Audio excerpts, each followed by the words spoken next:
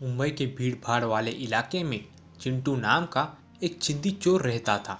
चिंटू भेष बदलने में माहिर था और वो शहर में डरपोक चोर के रूप में जाना जाता था। चिंटू कई दिनों से एक आभूषण की दुकान पर नजरें जमाए हुए था। एक दिन उसे मौका मिला और वे दुकान में घुस गया। दुकान में सारे लोग कुछ ना कुछ आभूषण देख रहे थे।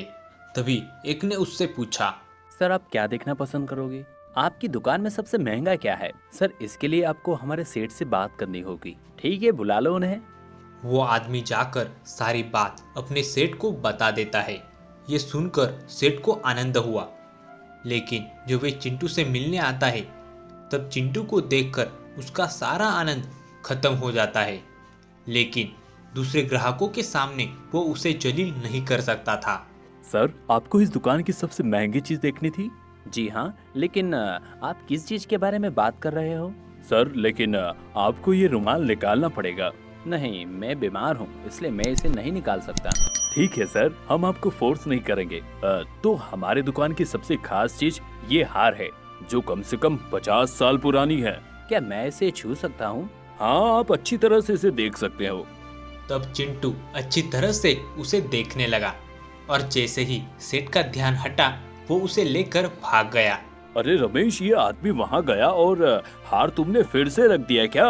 नहीं सेठ, वो आदमी ही हार को देख रहा था। लगता है वो उसे लेकर भाग गया। अरे फिर मुंह क्या देख रहे हो? जाओ पकड़ो उसे। रमेश और उसका सहकारी उसे पकड़ने उसके पीछे भागे, लेकिन जब तक वो उसके पीछे भागे तब तक वो भागकर गायब हो गया था। उन्होंने उसे बहुत ढूंढा लेकिन किसी को भी वो नहीं मिला। सेठ जी, वो बहुत तेज था, कहाँ गायब हुआ कुछ पता ही नहीं चला। तुम लोगों को एक काम ढंग से करना नहीं आता। तुम दोनों की लापरवाही की वजह से वो बच गया। तब सेठ पुलिस को फोन करता है और थोड़ी ही देर में पुलिस आ जाती है। फिर सेठ पुलिस को सारी बात बताते हैं। तब पुलिस सेठ को भरोसा देती है।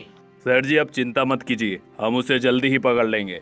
और वे सेठ के दुकान में काम कर रहे लोगों से पूछताछ करते हैं। जब चोरी हो रही थी तब कहाँ थे? सर मैं ग्राहक को संभाल रहा था और मेरा उसकी तरफ ध्यान ही नहीं था। सर मैं तो अंदर था। सेठ जब चोर चोर चिल्लाने लगे तब मैं बाहर। क्या तुम में से कोई उसका चेहरा बता सकता है? सर उसका चेहरा बंधा हुआ था इसलिए किसी ने देखा भी नहीं। सेठ जी इसे पकड़ना थोड़ा मुश्किल है। वो कैसा दिखता है वो पता चल जाता तो उसे आसानी से पकड़ा जा सकता था। इतना कहकर पुलिस वहां से चली जाती है। पुलिस उस हार का फोटो कई दुकानों में दिखाती है जिससे उसे कोई खरीद ना सके और कई खुफिया लोगों से उसकी पूछताछ करते हैं, लेकिन किसी को भी उस हार के बारे में कोई जानकारी नहीं होती। इस तरह बहुत दिनों तक पुलिस उनकी पूछताछ करते हैं। इसलिए पुलिस की डर से कई दिनों तक चिंटू घर से बाहर ही नहीं निकलता और इसके चलते उसका घर का सारा खाना खत्म हो जाता है। धीरे धीरे उसके सारे पैसे खत्म होने लगते हैं। तब वे घर से बाहर निकलकर हाथ मारने का प्रयास करता है। वे एक दिन एक बस स्थानक के पास जाकर लोगों से बातें करने लगता है। क्यों सर जी, अब बस आएगी? 2 घंटे हो गए हैं, राह देख रहा हूँ लेकिन बस आ ही नहीं रही। इतना परेशान लग रहे हो, कहाँ जाना है? काम पर जाने में पहले ही देर हो गई है और ये बस भी नहीं आ रही। हमारे जैसे आम आदमी के बारे में कोई नहीं सोचता भाई। इस तरह बस आने तक चिंटू उससे बातें करते रहता है।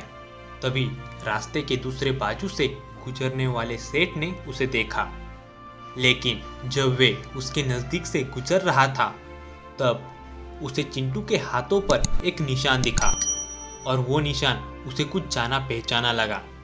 लेकिन थोड़ा सोचने पर उसे याद आया कि ये निशान उसने चोर के हाथों पर देखा था। तब उसने पुलिस को फोन कर दिया। सर मैं गणपत सेठ बात कर रहा हूँ, मैंने उस चोर को पहचान लिया है। जल्दी से गांधी पार्क के पीछे रास्ते पर आइए, वो मेरे सामने ही खड़ा है। ठीक है, हम जल्दी ही आ रहे हैं। पुलिस आने से पहले बस आ जाती है और चिंटू से बातें करने वाला आदमी बस में चढ़ने लगता है।